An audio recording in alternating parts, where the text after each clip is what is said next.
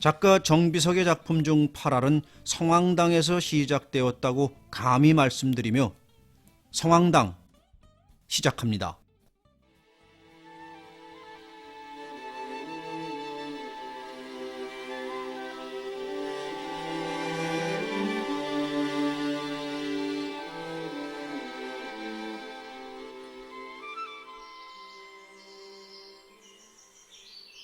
제길 뭐로고 송구 안 와? 순이는 저녁밥 짓는 불을 다 떼고 나서 부직갱이로 닫힌 부엌문을 탁 열어젖히며 눈아래 언덕길을 내려다 보았다. 그러나 아래로 뻗은 길에는 사람은커녕 개새끼 하나 얼씬하는 것 없었다.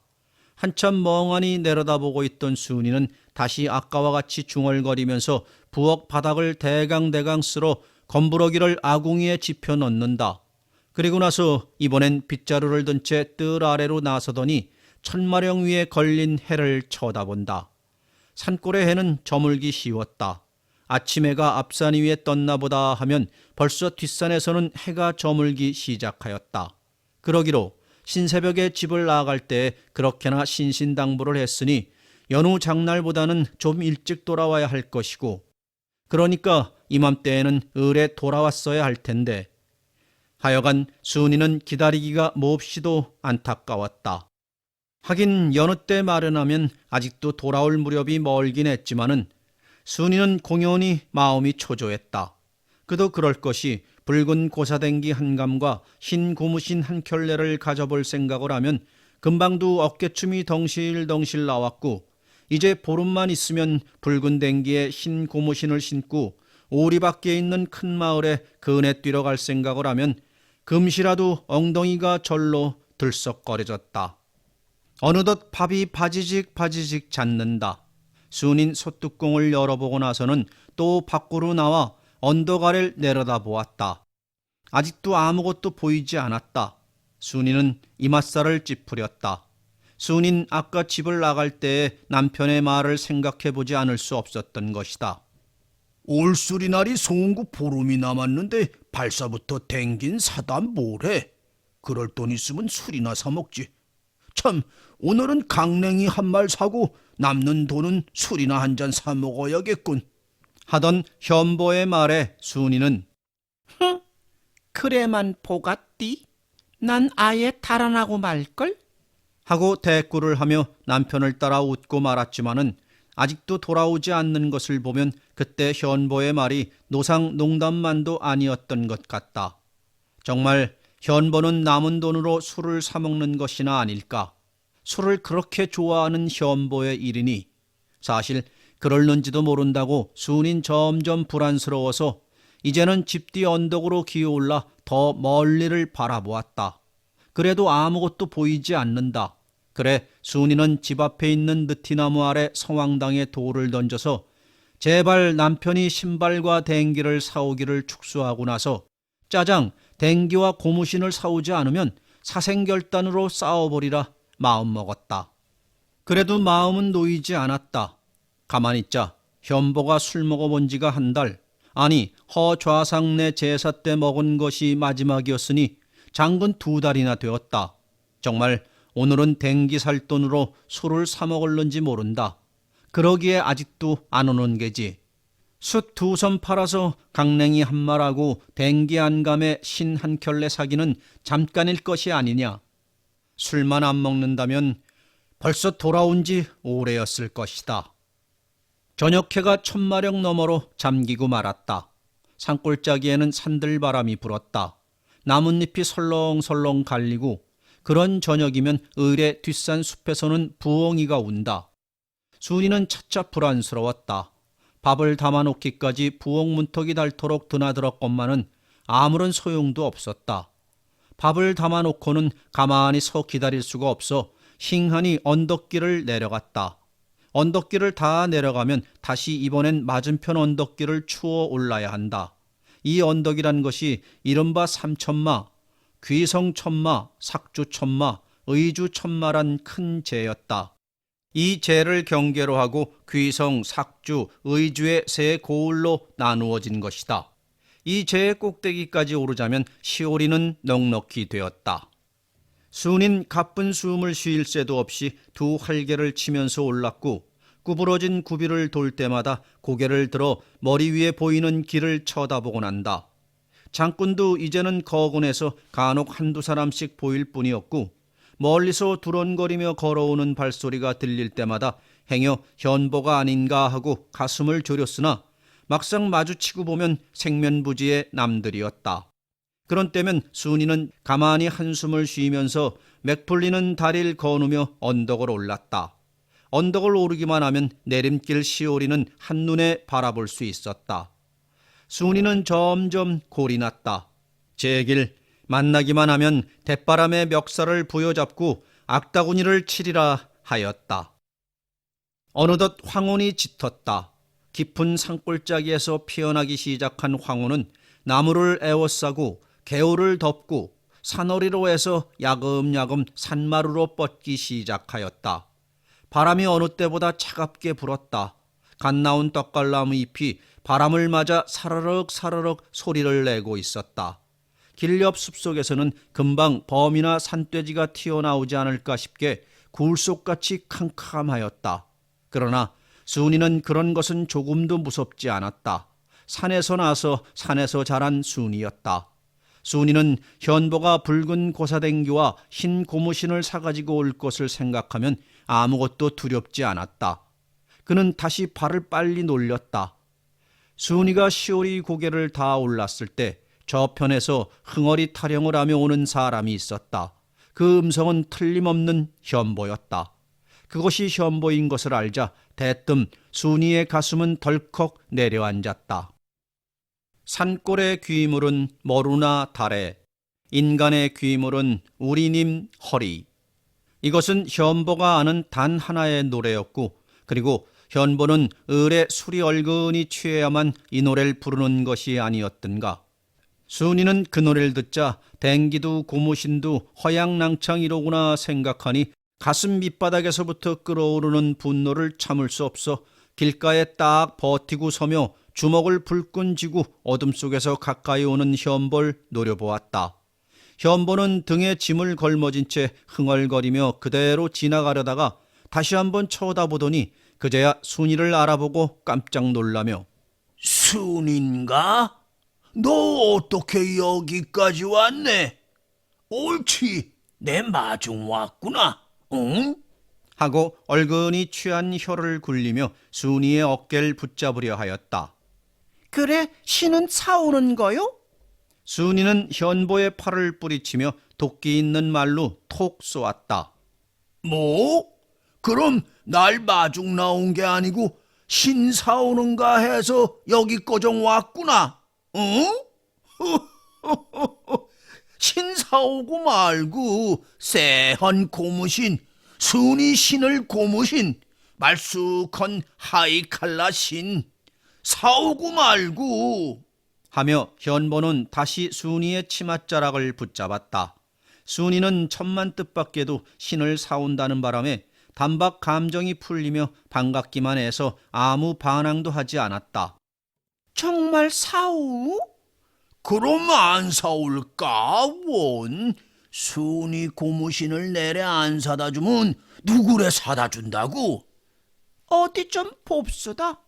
순이가 퇴근하기 전에 현보는 진작 부스럭부스럭 하더니 고무신 한 켤레를 등짐에서 끄집어내어 순이에게 주면서 여기서 한번 신어보련. 하는 현보의 말에 글쎄, 좀 쉬어갑소다. 둘은 길 저문 줄도 모르고 길서 풀밭 위에 나란히 주저앉았다. 순이는 얼른 종이를 풀고 어둠 속에서도 눈처럼 흰 고무신을 보자 입이 해작해지며 다 헤어진 집신을 벗고 새 고무신을 신어본다. 맞디. 응? 아니, 좀 크다래. 겨냥보다 큰 걸 사왔수다래.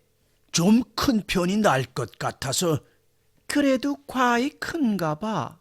좀 큰 편이 낫대도 그래. 올 한 해만 신을 것도 아니고. 발은 크지 않나? 뭔? 크면 돈도 더 허지 않겠소? 돈은 같아. 아따, 같은 값이면 처녀라고 돈이 갖기에 큰 걸 사왔디. 돈은 같아요? 그럼 큰 거이 낫디 뭐. 참, 댕긴. 순인 그제야 생각이 난 듯이 댕기 독촉을 하였다. 댕기 생각도 났지만 댕긴 시집 올 때 데리고 온 거 있자는가? 아이고 만나 시집 올 때 웬 댕길에 있었나 뭐. 시집 오던 날 데리고 온 건 노멜에 돼서 사흘 만에 도로 돌려주디 않았어. 아, 그랬던가? 난 또 시집 올 때 데리고 온 댕기 생각이 나기에 옳다 잘됐다. 오늘은 댕기 값이 남았으니 술 먹을 돈이 생겼다고 막걸리 몇 잔 걸티고 왔디. 난 참 그런 줄은 깜빡 잊었더랬구먼. 그러니 할 수 있나? 다음 땅에 꼭 사다 주디. 여보, 그렇게야 너무 생각을 못 해주겠소?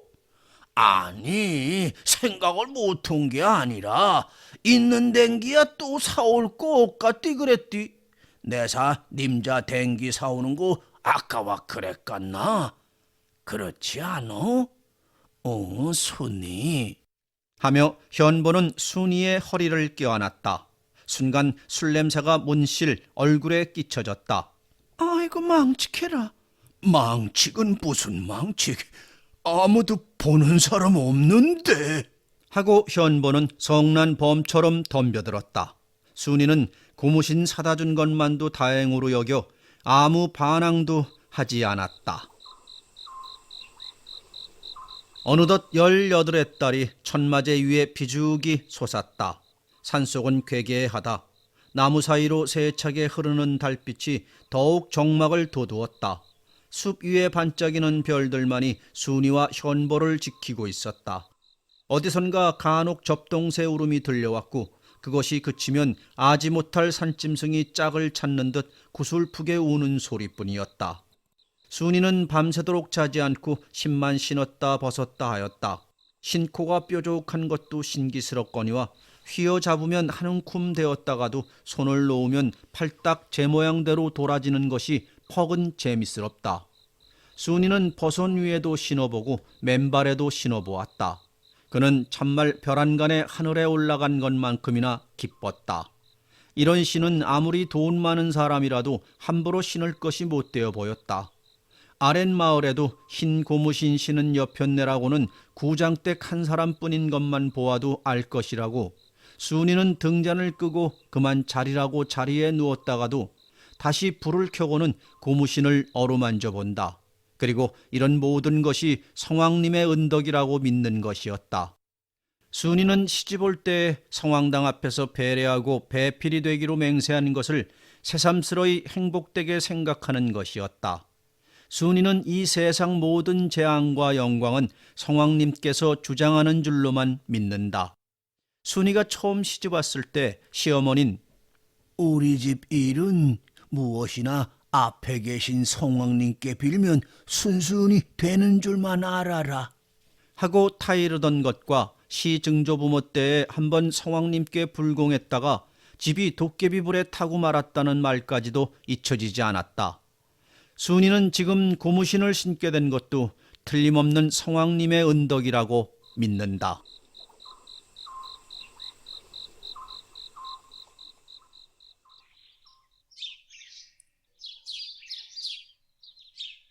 이튿날 아침 순인 먼 동이 트기 전에 일어나서 신을 또 한 번 신어보고는 밖으로 나와 이리저리 돌아가며 돌을 주워들고 성왕당 앞으로 가 공손히 던졌다.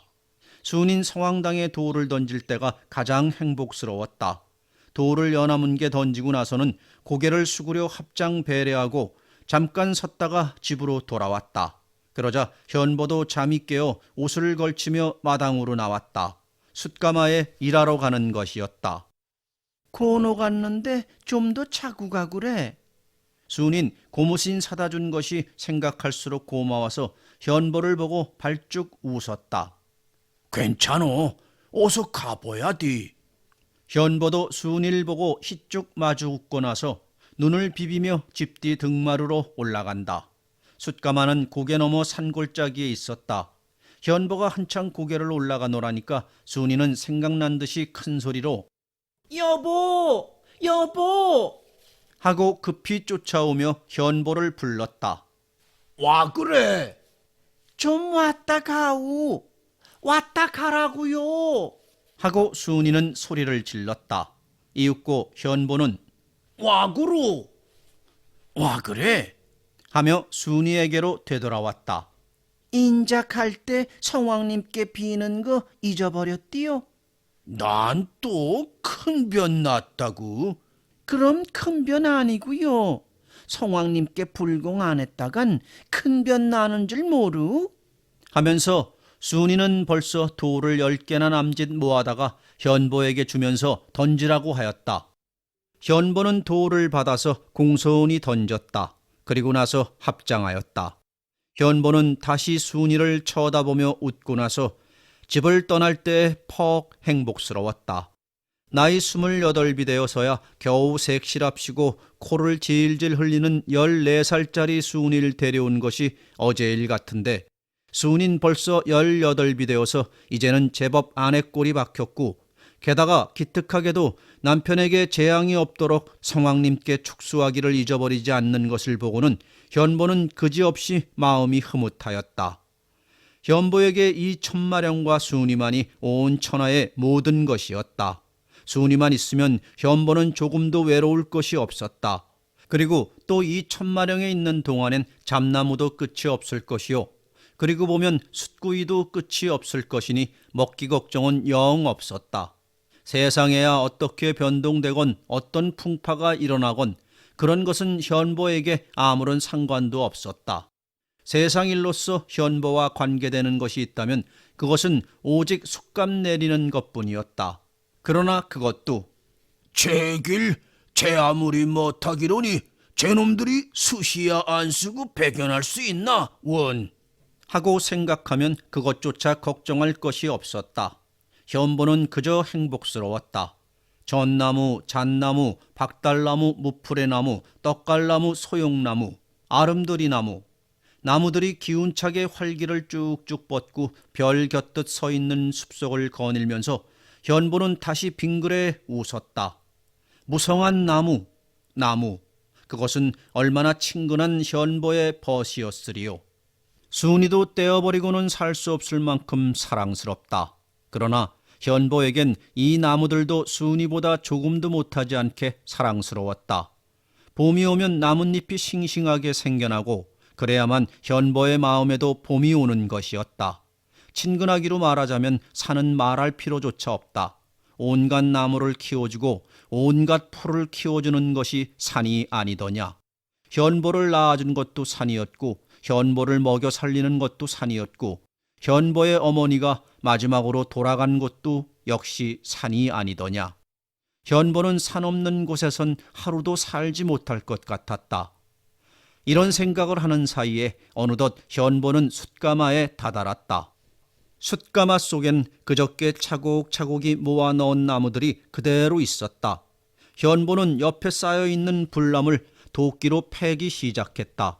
도끼를 번쩍 들어 뒤로 견줄 때마다 턱 버그러진 구리새빛 앞가슴의 근육이 불끈 내솟았다가는 도끼를 탁 내리갈기면 어깨 쭉지가 불쑥 부풀어 오르고 그와 동시에 장작이 팡 하고 두 갈래로 갈라지는 것이었다. 이렇게 한 번 한 번 내리갈길 때마다 도끼 소리는 쩌렁 산을 울리고 조금 있으면 또 쩌렁 하고 맞은편 산에서 메아리가 들려오는 것이었다. 그리하여 현보는 혼자이면서도 장단 맞추어 둘이 일하는 때와 똑같이 조금도 힘이 들지 않았다. 한참 패고 나서는 하늘을 우러러본다. 해는 조반대가 훨씬 겨웠다. 아침에는 벌써 천마령 꼭대기를 벗어났다. 현보는 이번엔 언덕길을 올려다보았다. 아직도 순이가 조반을 가져오는 것이 보이지 않는다. 패던 장작을 마저 패고 허리를 펴며 일어서니 이제껏 안 보이던 순이가 어느 틈에 눈앞에 나타났다.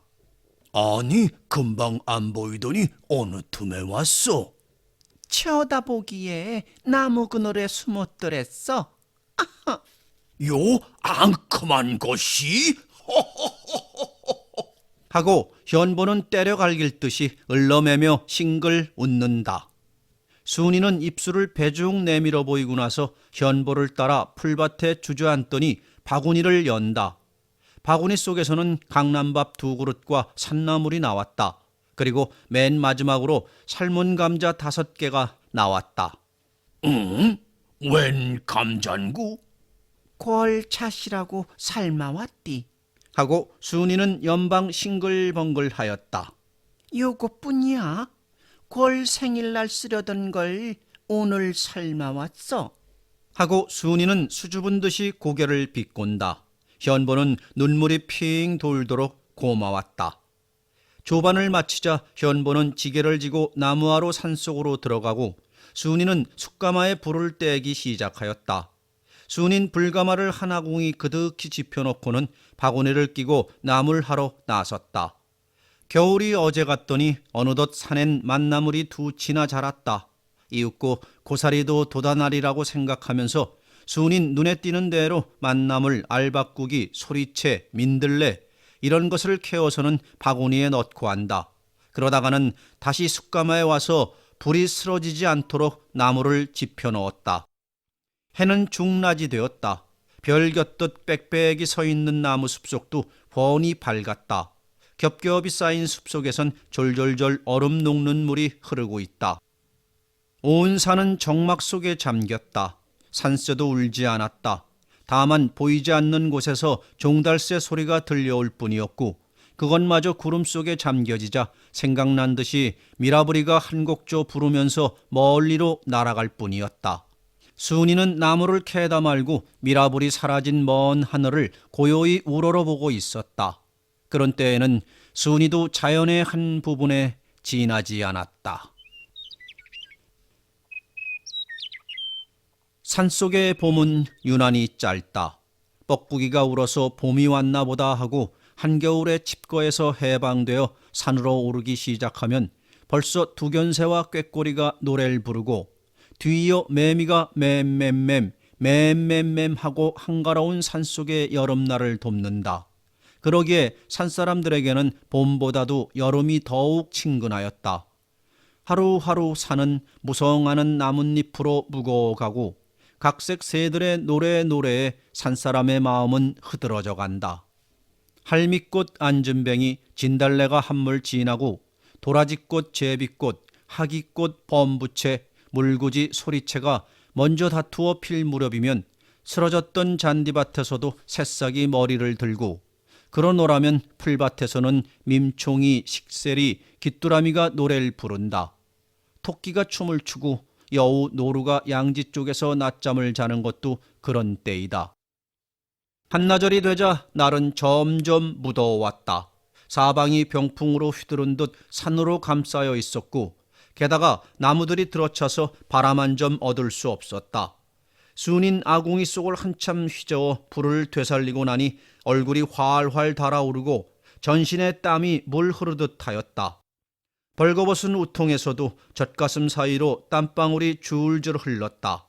순인 나무를 듬뿍 짚히고 나서는 저고리를 벗어든 채 개울가로 내려왔다. 그래서 그는 치마와 배바지마저 헐헐 벗어 바위 위에 내던지고 첨벙 물속으로 뛰어들었다. 산골물은 옥구슬처럼 맑고 얼음처럼 차가웠다. 순인 젖통까지 물속에 잠궈서 두 손으로 물을 앙구어 세수를 하고 나서는 어깨와 목덜미에 물을 끼얹고 그리고는 앞가슴을 씻었다. 한참 미역을 감고 나니 몸은 날듯이 가벼워졌다. 순인 물에서 나와 몸을 말리고 나서 옷을 입으려고 바위에 앉으려니 바위가 몹시도 따가워 찬물을 2번 끼얹고 앉았다. 이제껏 맑던 하늘에 어느새 검은 구름이 한두 점 나타났다. 소나기가 오려는가 하고 고개를 드니 천마령 위에서는 먹장 갈아부은 듯한 구름이 자꾸 솟아올랐다. 순인 어서 소나기 내리기 전에 숯가마에 나무를 듬뿍 지펴 넣어야겠다고 생각하면서 부산이 옷든 곳으로 달려와 보니 분명히 돌 위에 놓아둔 옷이 없어졌다. 혹시 딴 데 놓지 않았나 하고 벌거숭이 채로 이리저리 아무리 찾아도 보이지 않는다. 숯가마에 벗어놓고 왔나? 하면서도 분명히 숯가마에는 벗어두지 않아서 아래 위로 샅샅이 찾아보아도 보이지 않았다. 순인 귀신이 곡할 노릇이라고 혼자 안타까워 돌아가노라니까 저편 숲속에서 벼랑간 커다란 웃음소리가 들려왔다. 순인 깜짝 놀라 본능적으로 아래를 가리며 맞은편 언덕을 쳐다보니 숲속에서는 땅꼬바지 입은 산림간수 김주사가 자지러지게 웃으면서 순이의 옷을 쳐들어 보이고 있었다. 제길 망할 쌍놈의 새끼.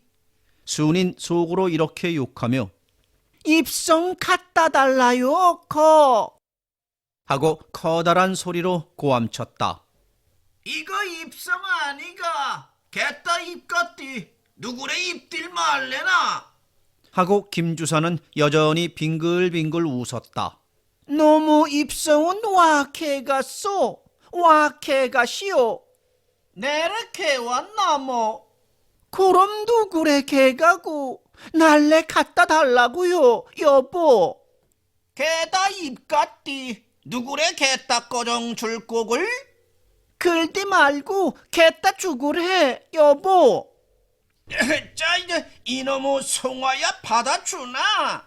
하고 김주사는 순이의 옷을 들고 개울가로 내려온다.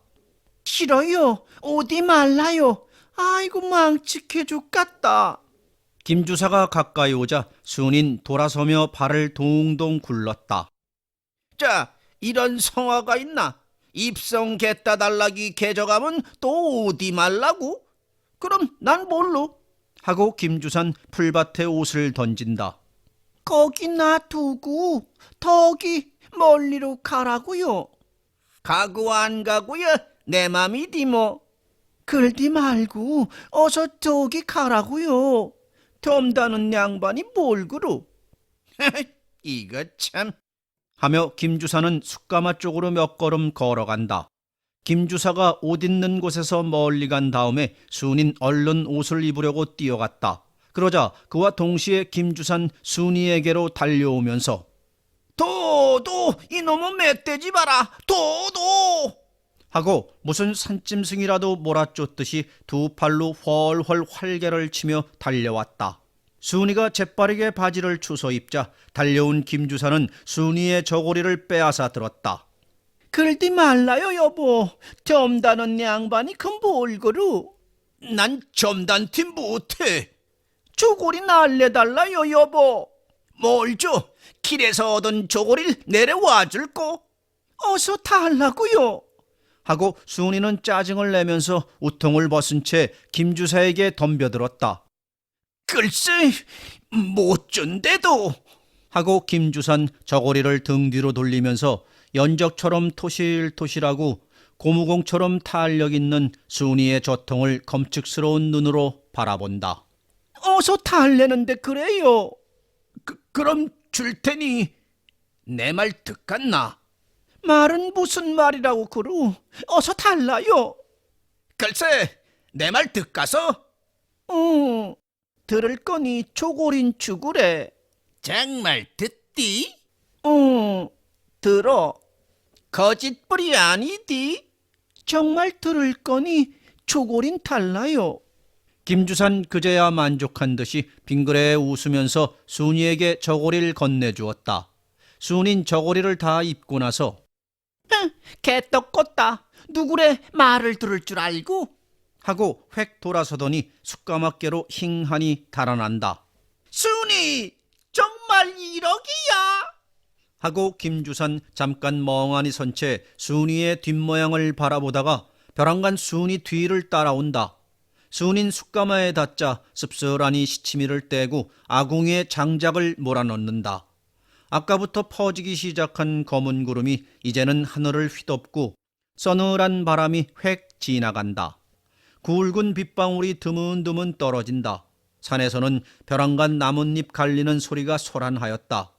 덤늘러 온 김주사는 순이에게로 와락 달겨들더니 가쁜 숨으로 순이 정말 말 안 들을 테여?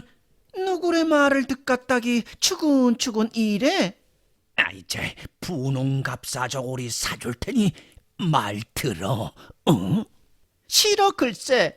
분홍갑사 저고리 누구래 이 까떼기? 하면서도 아닌 게 아니라 순이는 분홍 갑사저고리가 입고 싶지 않은 것은 아니었다. 그러나 순이는 김주사의 행실머리가 안 입고 왔다. 현본의 집에 늘 놀러오는 사람 중에 순이를 눈에 걸고 있는 사람이 둘이 있었다. 하나는 김주사이고 또 한 사람은 산 너머 광산에서 일하는 칠성이었다. 칠성인 돈벌이는 김주사만 못해도 생긴 품은 김주사 열갑절 잘생겼다. 그러기에 순인 마음을 허하자면 김주사보다는 오히려 칠성이 편이었다. 칠성이가 오늘처럼 이런 곳에서 시달린다면 하고 생각하다가 순이는 속으로 고개를 설레설레 흔들었다. 칠성인다 뭐래? 현보가 있는데. 김주사는 잠깐 궁리하다가 정말 싫으니? 정말 싫어요.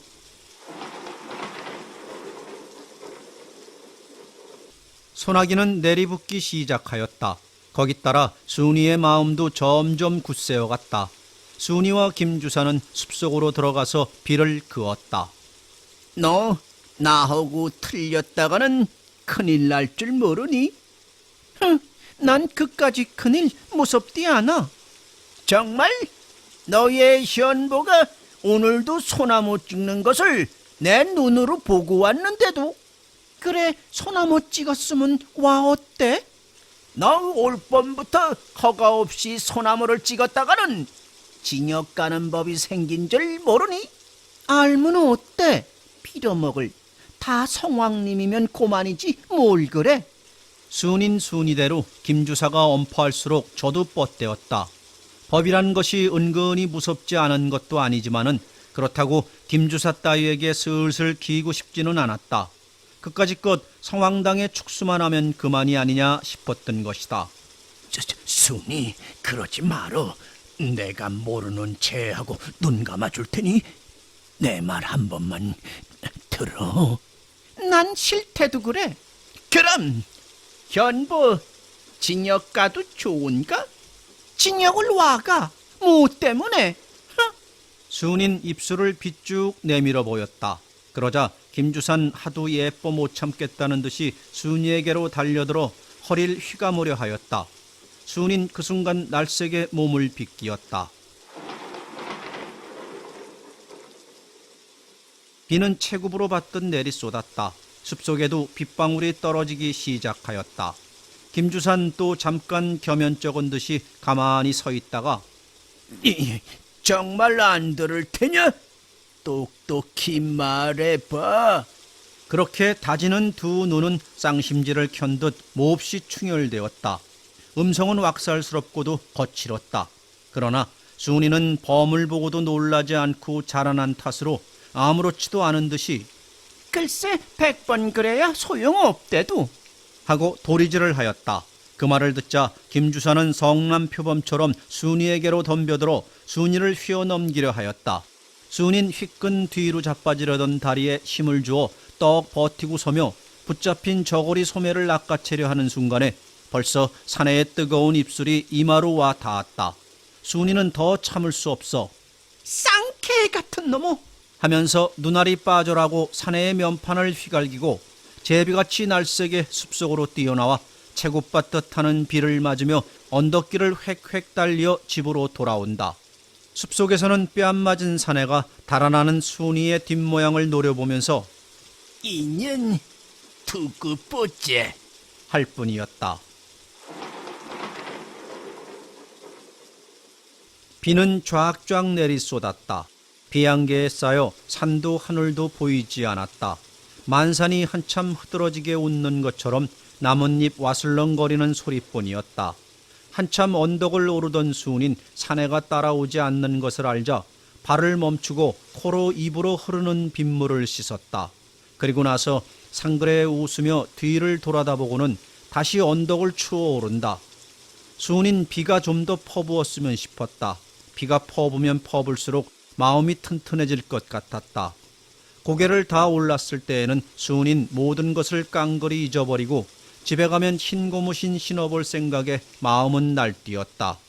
발뿌리에서 메추리가 포도드드 날아났다. 비는 자꾸만 퍼부었다.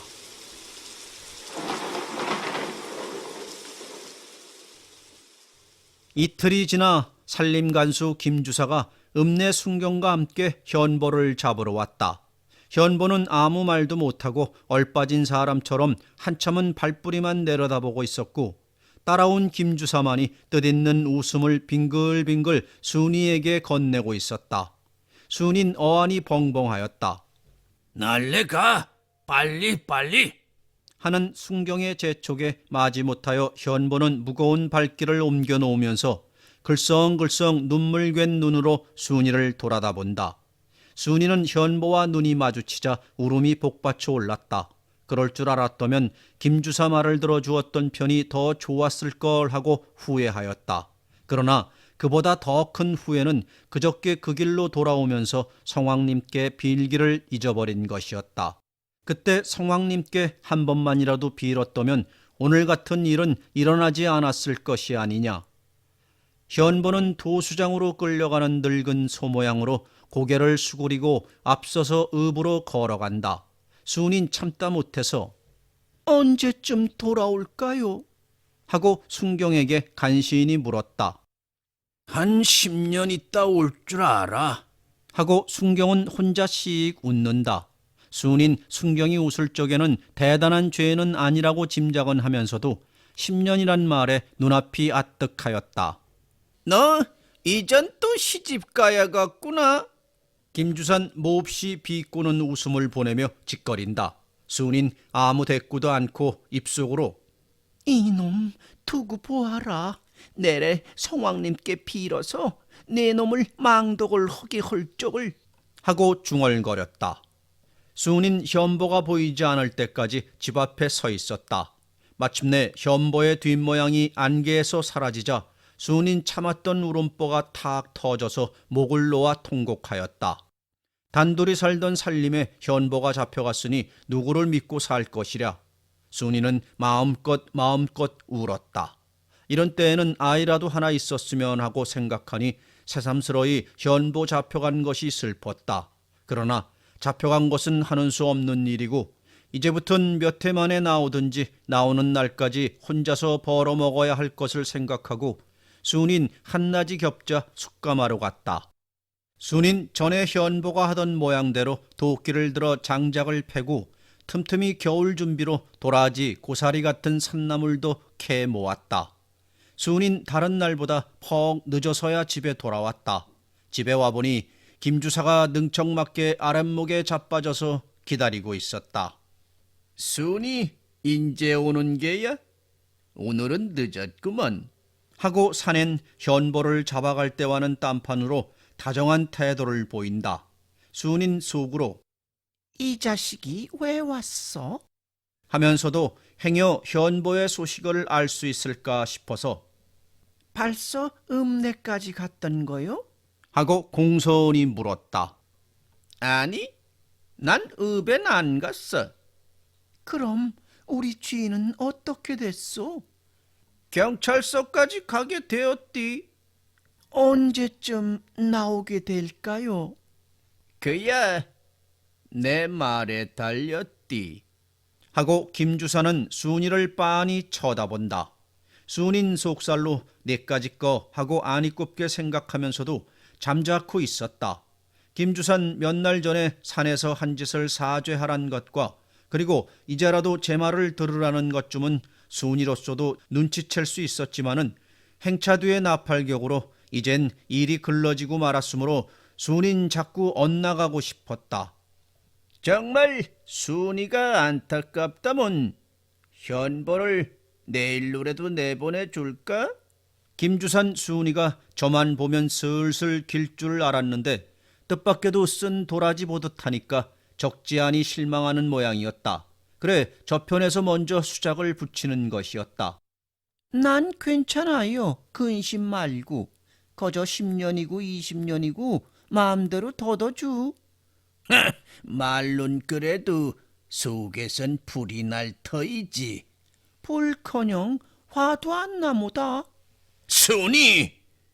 그래디 말어. 응? 내가 말 잘해서 니어 내보내주게 하디. 그 말엔 순이도 대꾸를 안았다. 한참 침묵이 계속되었다. 바깥은 차차 캄캄해왔다. 하늘엔 별이 총총 떠서 열어놓은 문으로 북두 칠성이 마주 보였다. 바로 집 뒤에서는 접동새가 하고 철양이 울었다. 순인 김주사가 현보를 고자질한 것을 생각하면 이에 신물이 돌아서 공알주먹으로 목덜미를 한 개 쥐어받고 싶었지만은 열도깨비 복은 못 주어도 화는 준다고 그러다가 또 어떤 작패를 부릴는지 몰라 어름어름해 두었다. 그랬더니 산엔 좀처럼 돌아갈 생각은 아니하고 진기를 쓰고 있어 순인 점점 우라가 치밀었다. 그까지 김주사 같은 사내 하나쯤 덤벼든 데야 조금도 겁날 것은 없지만은 저편에서 덤벼드는 판이면 순이도 가만히 있을 수 없으니 그것이 성가시였다. 현보가 나오고 못 나오고는 내 말 한마디면 그만인데 순인 와 그리 고집을 부리노? 김주산 다시 수작을 붙였으나 순인 건으로 잠자코 있었다. 순이 현볼 내일 놔주도록 해줄까? 하며 김주산 순이의 치마폭을 슬며시 잡아당겼다. 있나요? 순이는 치마를 낚아채었다. 내 말 안 들어야 순이에게 손해될 것밖에 있나? 산엔 점쩍김 싱글 웃고 나서 담배를 피워문다. 순인 덤덤히 앉아 있었다. 여름밤은 덧없이 깊어갔다. 순인 사내가 어서 가주었으면 싶었다. 현보가 없기 때문에 이런 작자가 염치 없게도 밤중에 와서 지근덕대는구나 생각하니 새삼스러이 현보가 그리워지며 우라가 치밀었다. 인전 잘래요. 어서 가라고요. 순인 사내에게 톡 쏘아붙였다. 이 오밤중에 가긴 어딜 가란 말이야? 못 가면 어쩔 테요? 여기서 순이하고 자고 가야겠는걸? 비위탁이 300원 살겠다. 어서 가요. 이 캄캄한 밤에 어딜 가란 말이야? 글쎄, 걸레네 집으로 가라요. 그럼 순이 데려다 주겠나? 별걸 다 보갔다. 순인 사내에게 눈을 흘겨 보이고는 밖으로 달아 나왔다. 순인 어둠 속에서 돌을 주워가지고 또 성황당 앞으로 가 성황님께 현보가 속히 나오게 해달라고 빌었다. 그는 몇 번이고 허리를 굽신거리며 큰절을 하였다. 그러는 동안에 어둠 속에서 발소리가 나더니 문득 에헴하는 기침소리가 들려왔다. 칠성이가 현보 잡혀갔다는 소리를 듣고 산 너머에서 찾아온 것이었다. 순인 김주사의 농락을 받고 있는 지금에 칠성이가 찾아와 준 것을 퍽 다행하게 여겨서 이내 방으로 데리고 들어왔다. 김주산 순이가 이제나 들어올까 저제나 들어올까 하고 눈이 감도록 기다리던 판에 웬 낯선 사내를 데리고 들어오니까 일변 실망하고 일변 겁을 집어먹으며 눈만 껌뻑이고 있었다.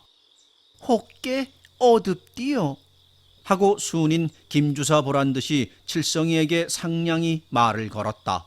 그러나 칠성인 칠성이대로 아지 못하는 사내가 방에 혼자 앉아 있는데 놀래어 얼른 대답을 못하고 멍하니 앉아 있었다. 허나 다음 순간 칠성인 즉각적으로 눈치를 채자 모진 눈으로 김주사를 노려보았다.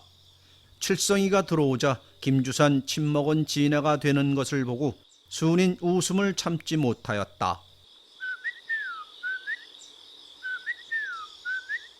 산속의 밤은 접동새의 울음속에 깊어갔다. 무한한 정막이 깃들어 있는 깊은 산이건만은 그러나 순이를 에워싸고 희미한 등잔 밑에 마주 앉아 있는 두 산의 사이에 오고 가는 시선은 각 일각으로 일촉즉발의 위기를 띄어갔다. 아연같이 무거운 공기 속에서 칠성이와 김주선 제각기 눈앞의 폭풍을 깨달으면서 호흡까지 죽이고 있었다. 웬 사람이요? 드디어 김주선 질식할 긴장을 이겨낼 수가 없어 혼잣말 비슷이 중얼거리며 순이와 칠성이를 번갈아 보았다. 산 너머에 있는 칠성이네야요. 하고 순인 칠성이를 쳐다보면서 대답을 가로맡았다. 김주산 칠성이가 쭈그리고 겁먹은 듯이 앉아있는 것을 보자 한층 깔보았는지 무슨 일이 있어왔나 이 밤중에 하고 제법 위엄있게 반말로 대들었다. 일은 무슨 일이갔소? 거저 마을돌이 왔디요. 이번에도 순이가 가로맡아 대답해 주었다. 일도 없이 밤중에 나무 옆편에 혼자 있는 데를 와? 하고 김주사 어조는 더 한층 높았다. 대관절, 당신은 어떤 사람인데? 마침내 잠자코 있던 칠성이가 약간 떨리는 목소리로 침착히 반문하였다. 싸움을 사려는 말투였다. 칠성의 주먹은 어느덧 굳게 쥐어져 있었다. 칠성이가 벼랑간 큰 소리를 치고 나서는 바람에 김주산 잠시 찔끔해 있다가 난 살림 간수야. 현보가 살림 법칙을 위반해서 조사할 것이 있어 왔어. 살림 간수는 나무 옆편에 혼자 있는 밤중에 조사해야 마신가? 칠성인 가슴을 약간 앞으로 솟구며 따지고 들었다. 그야 조사할 필요만 있으면 언제든지 조사하는 규칙이지. 세상에 그런 빌어먹을 규칙이 어딨단 말이냐. 이번엔 칠성이가 정면으로 김주사를 노려본다. 순인 꼼짝 않고 앉아 있었다. 에끼 고약한 놈, 그런 말버릇당 머리가 어딨니? 아무리 불황무식한 놈이기로니 이 자식은 뭐 어때? 유식한 놈은 똥이 관을 쓰고 나오리. 칠성인 상반신을 일으켜 김주사 앞으로 다가갔다. 에라이 이놈아!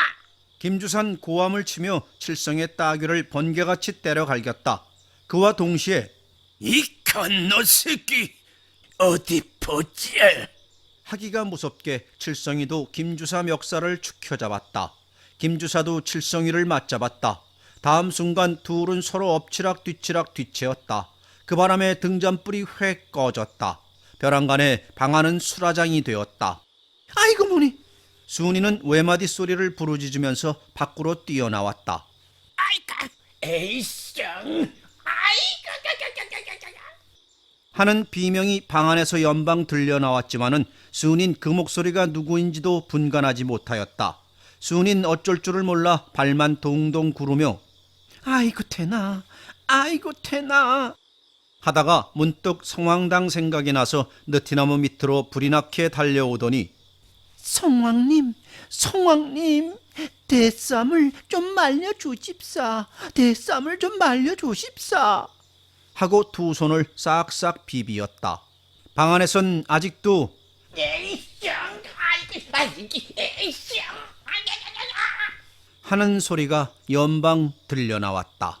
아이고 너 이런 쌍 도와줘 내가 이놈 새끼야.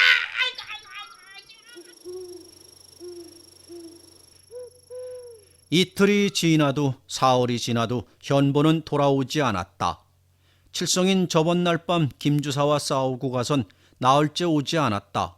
떠도는 말에 의하면 칠성인 머리에 상처를 입혔기 때문에 그날 밤으로 어디론지 도망을 치고 말았다 한다. 순인 낮이면 산나무를 하였고 밤이면 성황당에 치성을 드리면서 그날을 보내었다. 현보가 잡혀간 뒤론 수순 한 가말 구웠을 뿐이었다. 순인 저녁에 집에 돌아올 때처럼 쓸쓸한 적이 없었다. 다른 때 같으면 현보와 함께 돌아와서 저녁도 마주 앉아 먹었을 터인데 이젠 혼자 오독하니 앉아 먹자니 밥이 목구멍을 넘어가지 않았다. 순인 나무를 하다가도 숲속에서 장기와 까투리가 서로 꾸둑거리며 희롱하는 것을 보고는 문득 현보 생각이 머리에 떠올라 한참은 우두커니 서서 지나간 일을 회고해 보는 것이었다. 그러나 숲속에서 꾀꼬리가 울고 뻐꾸기가 울고 미라부리가 울고 할 때에는 순이의 마음은 평화스러웠고 도끼를 드는 팔에도 힘이 넘쳤다. 산에만 오면 순이는 어머니 품속에 안긴 것처럼 마음이 듬뿍하여 온갖 새들과 함께 노래 부르고 싶었다. 새들의 노래를 들을 때에는 순이의 마음에는 슬픔이라고는 손톱만큼도 없었다. 나무가 무성히 자라고 새들이 노래 부르는데 순이의 가슴에 검은 구름이 있을 터가 없었다. 그런 때에는 순이는 현보도 성왕님 덕택에 이내 나올 것을 굳게 믿는 것이었다. 그러나 해가 저물고 산골짜기가 어두움에 잠기면 순이의 마음도 어두워졌다. 제 둥지로 돌아가는 까마귀가 어쩌다가 순이네 집 위에서 하고 울 때면 순이의 마음은 납덩이같이 무거워졌다. 옛날부터 저녁 까마귀가 울면 집안이 불길하다는 것을 순이도 알기 때문이었다.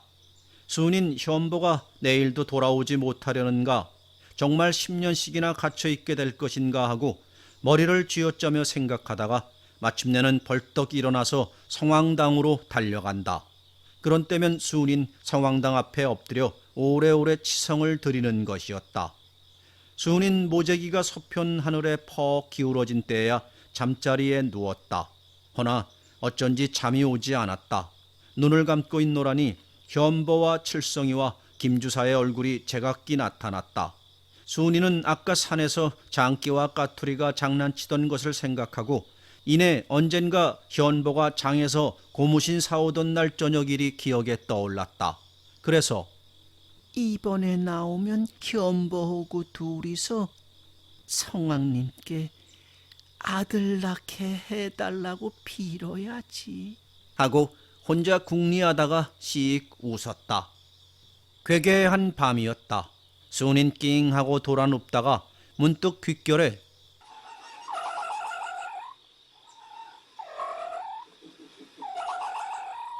하는 소리를 듣고 머리를 번쩍 들었다.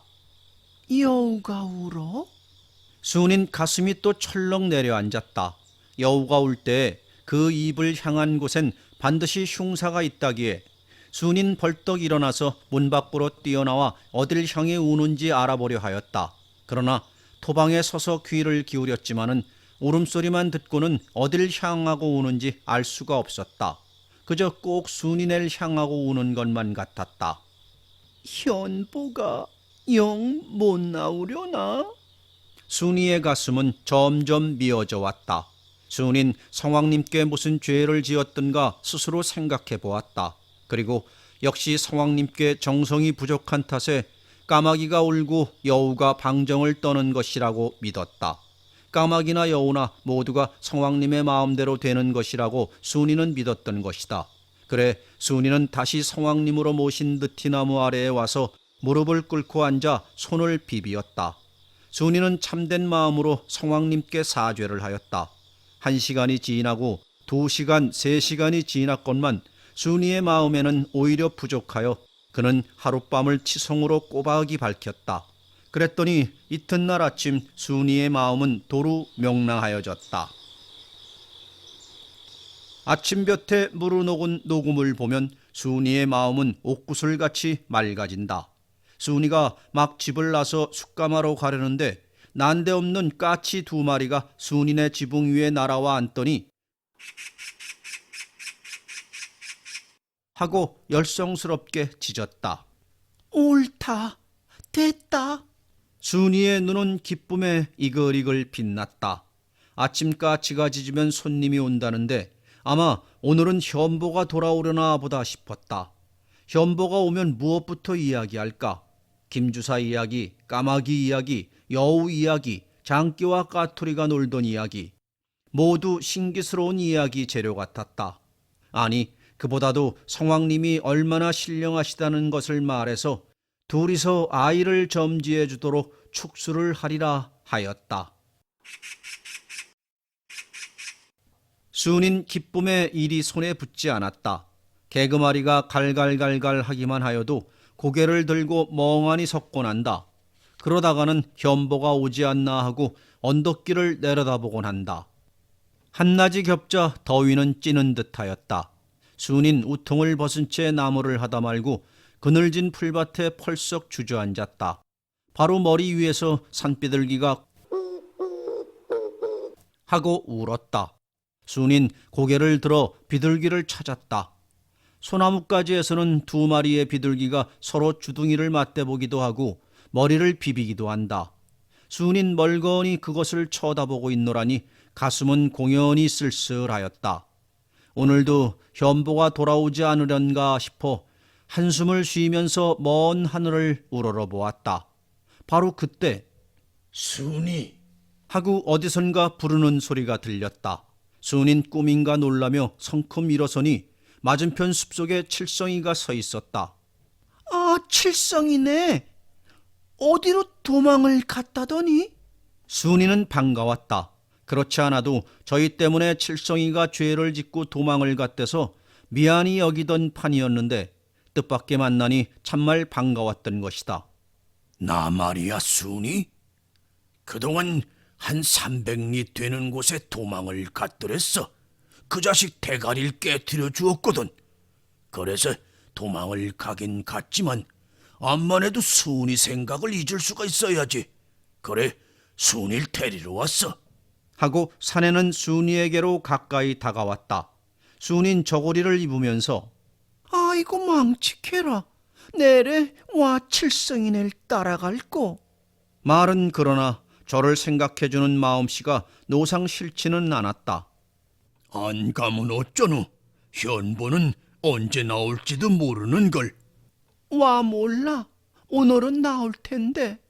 오늘? 적어도 3년은 있어야 해. 3년? 이번엔 순이가 놀란다. 그렇디 3년은. 그러나 그동안 순이 혼자 어떻게 사노? 그러기 현보 나올 동안 나하고 같이 가 있자고. 그뿐인가? 인제 현보가 나온데도 다른 벌이를 해야지 숙고이는 못하거든. 와 어디래서요? 숫도 말이야. 이제부턴 검사를 하거든. 법에 가서 검사를 하지 않고는 못 팔아먹는데 그 검사가 오줄기 어렵다고. 누구래 그럽더까? 누군 누구야. 다 그러는데 발세 신문에도 났다는 걸. 순인 점점 안타까워서 그까짓 법이 뭐기? 성왕님께 빌면 그만이디. 하고 혼자 짜증을 내었다. 성왕님, 어디 잘 빌어봐. 되나 안 되나? 순인 어찌할 도리를 몰랐다. 순이, 내래 발세 순이 입송 다 해계지고 왔어. 이것 좀 보라. 하고 칠성인 손에 들었던 보통이를 풀기 시작한다. 순인 잠자코 보통이만 쳐다본다. 보통이 속에서 분홍항라 적삼과 수박색 몽메린스 치마가 나오는 것을 보고 순인 눈이 휘둥그레진다. 이거이 다 순이 입을 거야. 하고 칠성이가 순이 앞에 옷을 내미는 순간 순인 기쁨을 참을 수 없어 빙그레 웃으면서 집에 있는 흰 고무신을 생각해 보았다. 그것을 다 갖추어 입고 나서면 그까지 장기지체쯤 어림도 없어 보였다. 어서 입어보라고. 그 말에 순이는 치마 저고리를 입었다. 순인 기쁨에 날뛰었다. 산속이 갑자기 환해지는 것 같았다. 순인 참 절색이야. 하고 감탄하여 칠성인 순이의 손을 끌어당겼다. 순인 가만히 생글생글 웃기만 하였다. 산비둘기가 또 울었다. 지금 순이에겐 칠성이가 현보와 똑같이 정답게 보였다. 산비둘기가 울 때마다 순이의 가슴은 화로 위의 눈덩이처럼 슬슬 녹아내렸다. 그날 저물녘에 순인 칠성이를 따라 먼 길을 떠났다. 머리엔 붉은 댕기를 들이고 게다가 분홍항라적삼과 수박색 치마를 떨쳐 입고 흰 고무신까지 받쳐 신고 나서니 순인 세상에 부러울 것이 없었다. 발을 옮겨 놓을 때마다 걸음걸음에 치마폭 너풀거리는 것이 제가 보기에도 무지개보다도 고왔다. 빨리 가자고. 어둡기 전에 백리는 내대어야겠는데. 칠성인 걸음을 재촉하였다. 순이와 칠성인 저녁 때에야 300리길을 떠나게 되었던 것이다. 밤길이 불편은 하지만은 낮엔 아차 잘못하여 김주사 눈에 띄면 큰일이기 때문에 일부러 밤을 택하였다. 순이는 가벼운 걸음으로 30리는 언뜻 걸었다. 그러나 천마령 고개를 다 넘고 들길로 접어들자 순이의 마음은 점점 불안스러워왔다. 엉야, 좀 쉬어가자고요. 순인 애원하듯 말하였다. 다리가 아픈가 뭐? 아니, 그래도 쉬어가디. 순인 그래도 풀밭에 마구 앉지 마로. 입속에 풀물 오르면 안 되니까니. 그럼 어떡하노? 그래도 서서 쉬어야디. 한참 순인 말이 없었다. 칠성일 따라가는 것이 옳을까?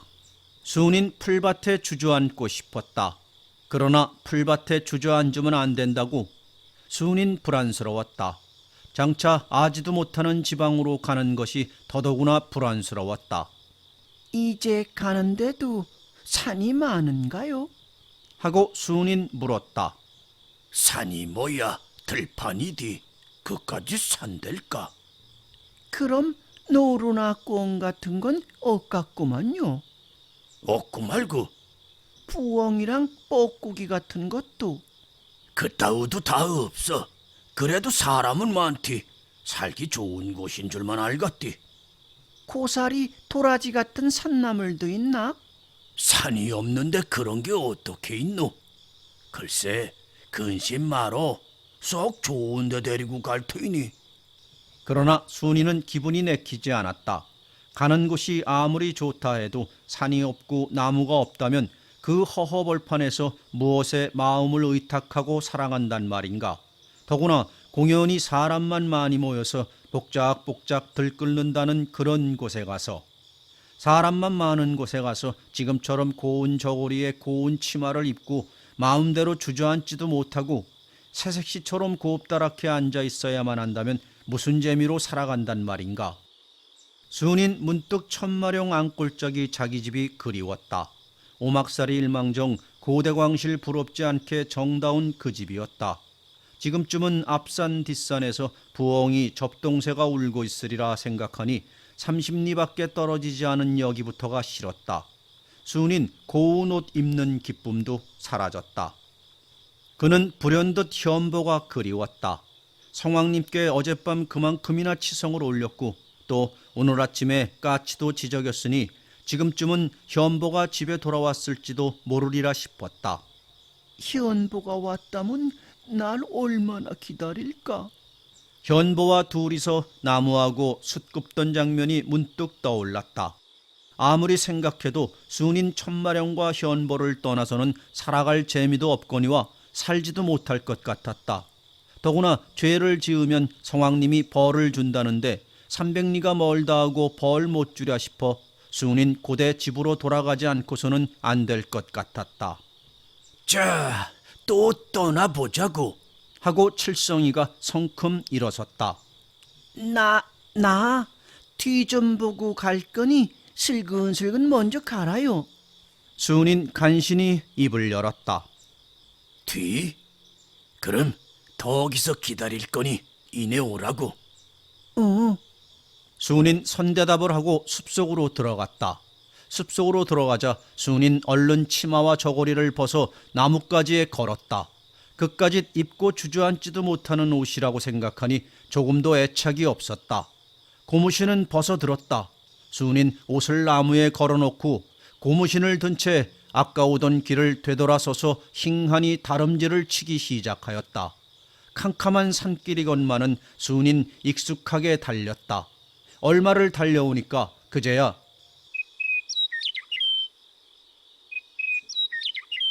하고 접동새 우는 소리가 들렸다. 순이의 마음은 가벼워졌다. 이제야 제가 살 곳을 옳게 찾아온 것 같았다. 고개에 올라서서 굽어보니 마주 건너다 보이는 순이네 집에서 빨간 불이 비치었다. 현보가 왔구나. 순인 기쁨에 설레이는 가슴을 안고 쏜살같이 고개를 다름질쳐 내려왔다. 다시 언덕을 추어서 집을 향해 올라올 때 순인 성왕님, 성왕님. 하고 부르짖었다. 모든 것이 성왕님의 덕택 같았다. 집 앞에까지 다다랐을 때 문득 하는 귀에 익은 현보의 기침소리가 들려왔다. 성왕님, 성왕님. 순인 다시 한번 그렇게 부르짖으며 느티나무 밑으로 달려왔다. 접동새가 울었다. 부엉이도 울었다. 늘 듣던 울음소리였다. 그러나 오늘 밤 따라 새소린 순이의 가슴을 파고드는 듯이 정다웠다.